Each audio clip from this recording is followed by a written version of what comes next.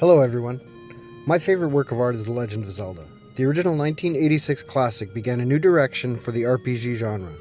Prior to The Legend of Zelda, RPGs were either text-based games or had used a turn-based strategy like pen and paper D&D.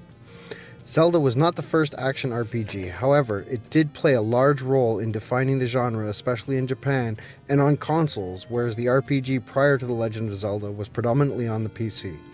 What Nintendo delivered with the original Legend of Zelda was a sleek and beautifully polished game that really helped push the genre. When I first played the game at 7 years old, I was blown away. The game was the gateway for me into being an RPG fan. It was a pivotal game that all subsequent RPGs would be judged. When talking with my friends later about different games that came out when we were teenagers, often could be heard, "Yeah, it's a good game, but it's no Zelda." By today's standards, the game seems simple with blocky graphics and base controls, but at the time of its release, The Legend of Zelda was a masterpiece that still remains in the top 10 best-selling NES games of all time at number 6.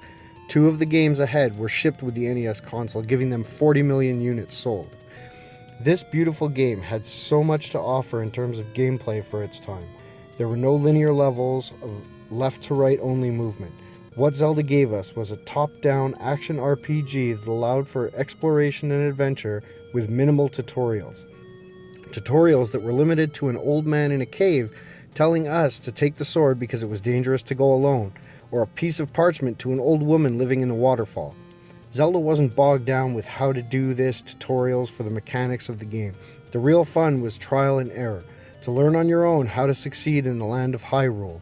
This and so much more is why The Legend of Zelda still remains my favorite after 30 plus years.